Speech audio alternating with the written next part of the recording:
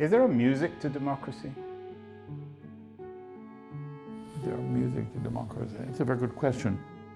What does populism sound like? Let me think about what I think about that. The sound of democracy can vary, but it isn't monotonal and it isn't boring. Is there a music to democracy? There's a rhythm to it, and it's allegro, not andante. What does democracy sound like? It sounds loud, and it's like, it sounds diverse, and it's a mix, and it's a chaotic mix, and it's an exhausting mix.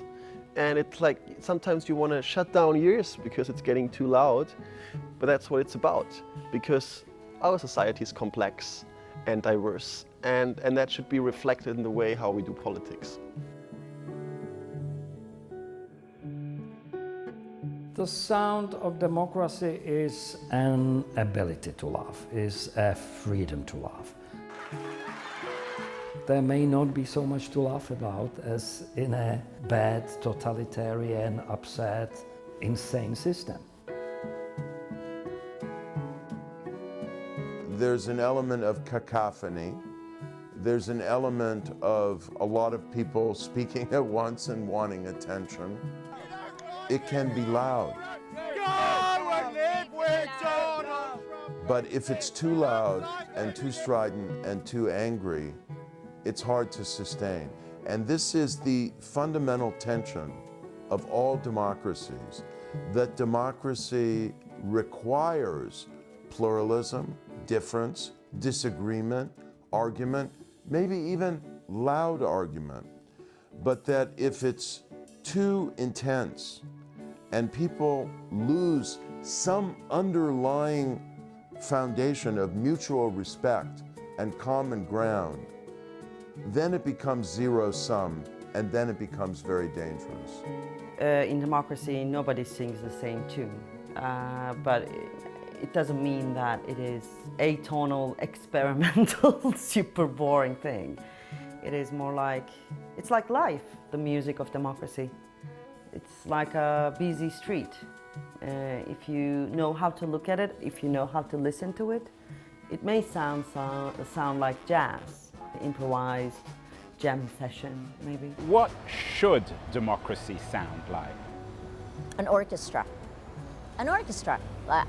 Over the weekend, for the first time in decades, I played in an orchestra, and it's amazing. Pachelbel's canon. Everyone is playing something different, but all together the bows were rising and coming down at the same time, and it was beautiful. That, to me, is a democracy.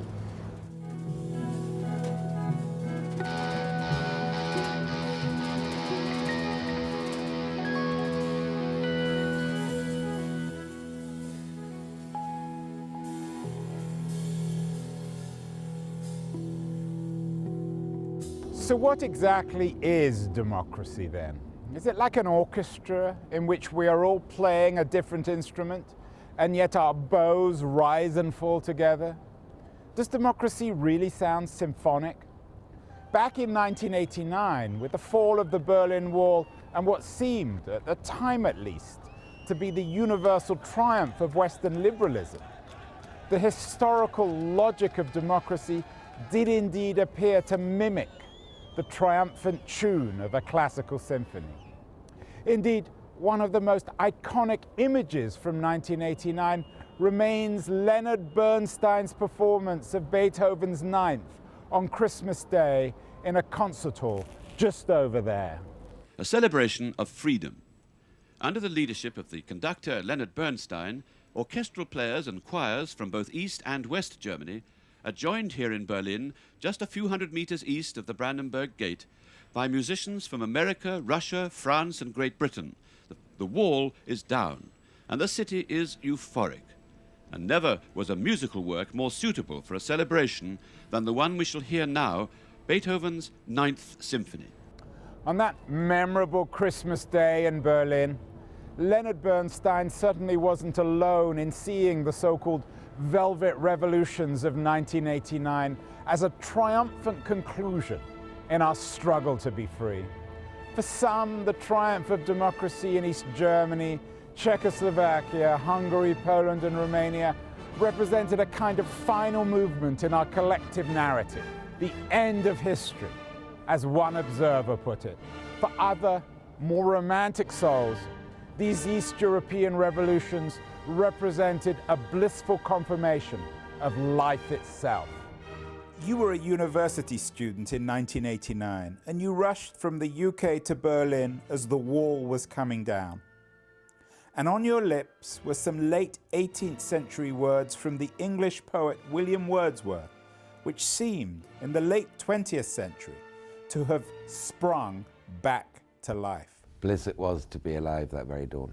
And the Wordsworth quote felt apt because it was a New Dawn quote. He was writing about the French Revolution, but this was, for our generation in the late 80s of students, the equivalent. It was the sort of final closing of the dark 20th century chapter in European history. In November of '89, I was at Radio Free Europe. We spent all our time in front of the TV, and I remember watching, and it was one of the few times I've cried in my life, at least out of happiness. Do you remember where you were in 1989? Did you rush to Berlin? I did not have an opportunity to rush to Berlin, but it certainly was one of the seminal experiences of my life. And the idea was now that democracy had triumphed, Europe was united, and the continent was going to go forward united, democratic, prosperous, peaceful for the rest of time. And unfortunately, it didn't quite turn out that way. No, it certainly didn't. Rather than the end, 1989 actually represents the beginning of a new chapter in world history, particularly the story of democracy. You see, the 21st century started prematurely here. It began in 1989 with the fall of the wall and the end of the Cold War. Is '89 the year we have to look at when we want to talk about the rise of authoritarianism? Yes, I think it is, or it definitely is an important turning point where a new chapter in world history was opened, and everyone thought that this is a quite promising chapter. And it was in the first years, in the early 90s. There was a lot of enthusiasm, especially here in Germany. Some people believe that it was the final chapter, the end of history. That's what some said. Well, now we know better. That it was a false dawn. You were rushing to the wall thinking that the world or history had ended, but it had actually only just begun. It had only just begun. We even got Beethoven's Ninth Symphony wrong, mistakenly assuming that the music is naturally a celebration of freedom. We associate certain kinds of mute pieces, the Ninth Symphony, for example, the last movement, with democracy. That's a conceit. The same piece was played by Hitler in '41 in honor of the first veterans of the invasion of Russia. And since 1989, the music of democracy is being drowned out by the dull march of neo-authoritarianism. We were very optimistic in the early 2000s that democracy was going to continue to expand, that freedom would continue to deepen, that the rule of law would settle in and penetrate much more substantially into the real lived experience of people in democracies around the world. And I'd say since around 2006, we have been in a period of democratic recession. More and more countries have been losing ground in terms of freedom and democracy than have been improving in their levels of freedom and political rights and the quality of democracy. And that's been the pattern from about 2007 to maybe around 2015 or 16. I think a number of things have happened in the recent last few years that have transformed the situation from democratic recession to a gathering crisis of liberal democracy, a convergence of ill winds. Those ill winds undermining democracy began in Russia with the coming to power of Vladimir Putin in 2005. And since then, they've spread to Hungary and Poland and Eastern Europe, to Turkey, to the Philippines, to Brazil, perhaps even to India and the United States? I think the question is whether liberal democracy is in a crisis now across the Western world. That's a word that's being used a lot. I think it's a word we perhaps sometimes use a little bit too loosely, but in this case, I think it's appropriate. I think what we're seeing is the breakdown of democracy. Is democracy dying? Dying is too strong a word, but democracy is in real trouble. I am worried because I so believe that we are all the same and we want to be able to make decisions about our own lives, and the only way to do that is through democracy. So yes, 1989 was a false dawn offering a false tune to celebrate the end of history and the universal triumph of democracy. But why? What's happened over the last 30 years to cause this crisis?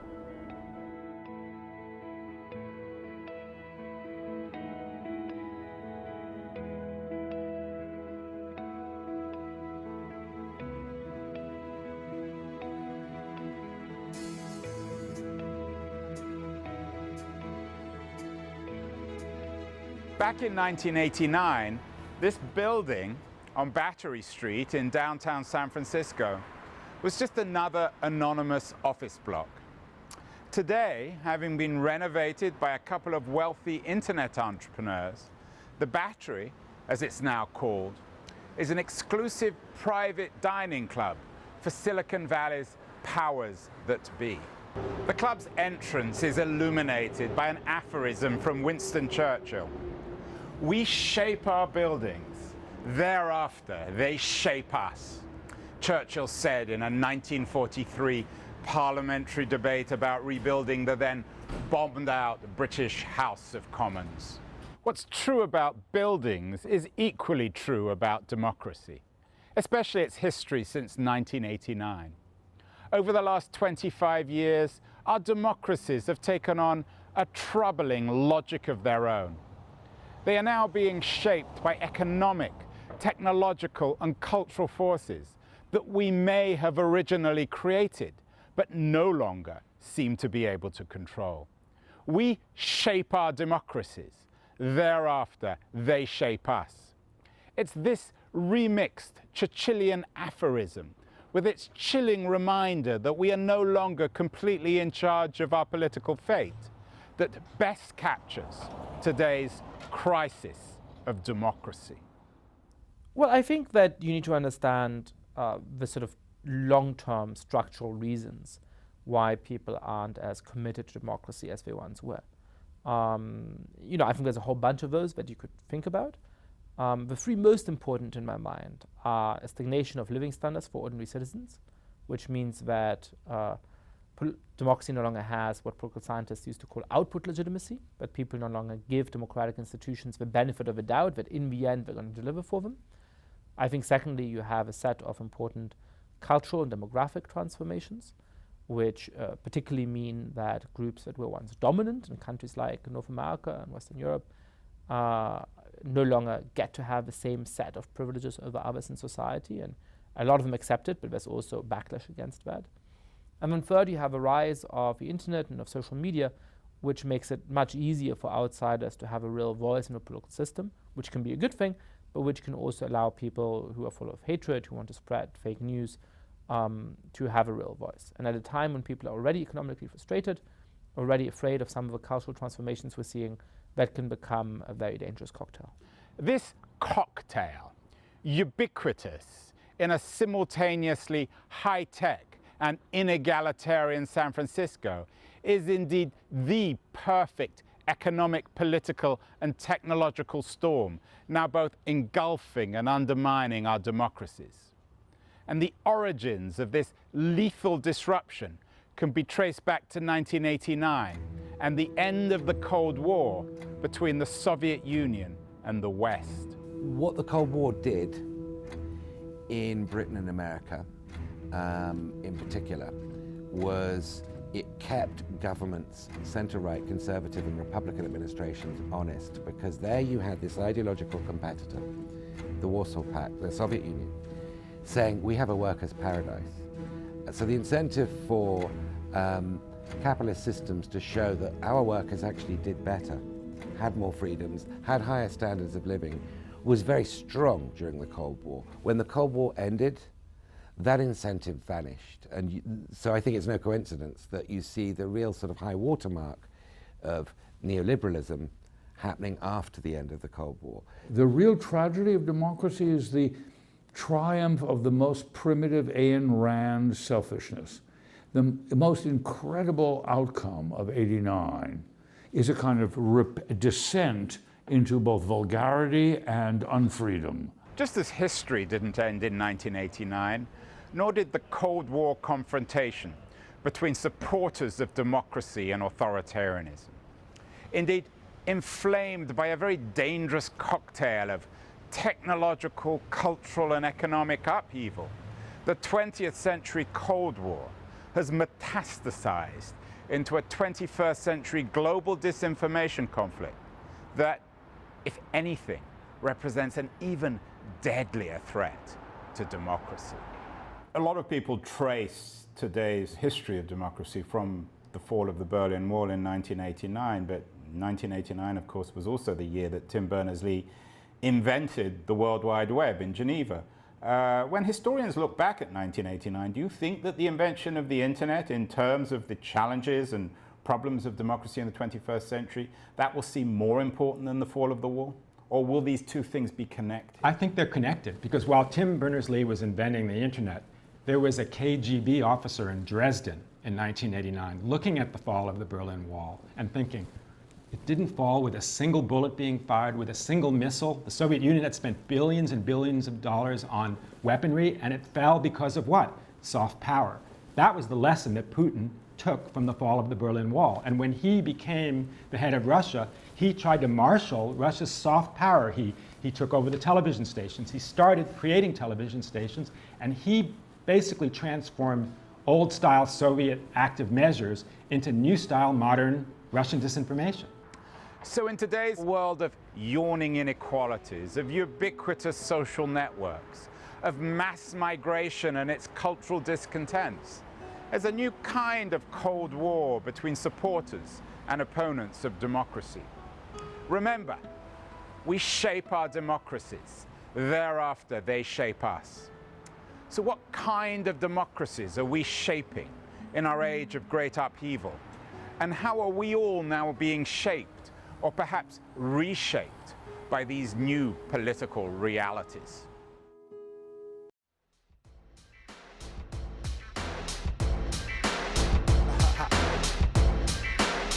Check it. I run through your zone like it's land I own. Easy come, easy go, like cash I've blown. I've shown in the fire the desire full grown for the higher empire to arrive full blown.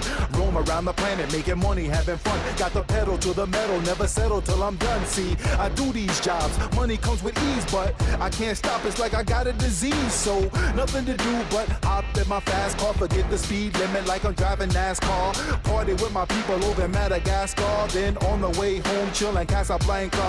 Tricks of the trade got me made like a mobster. They kept it in a safe, but I cracked it like a lobster. Everything was fast until I downshifted. Now I can see in this life I've been gifted. Walk how I walk, they can't do that. Talk how I talk, they can't do that. Move how I move, and they can't do that. Groove how I groove, they can't do that. Walk how I walk, and they can't do that. Come on, talk how I talk, and yo, they can't do that. Move how I move, and they can't do that. Yo, groove how I groove, they can't do that. Yo, the root of all evil is the love of cash. Yo, I got a little bit, now I'm driving fast. Tricks doing what they do, but I'm moving past. I got to pump the brakes to avoid the crash. I walk how I walk when I walk to survive. I drive how I drive, got no choice but to thrive. I hit the ground running on the day I arrive. Now it's time to shift this whole thing into overdrive. Check the dash, tank full of gas, everything.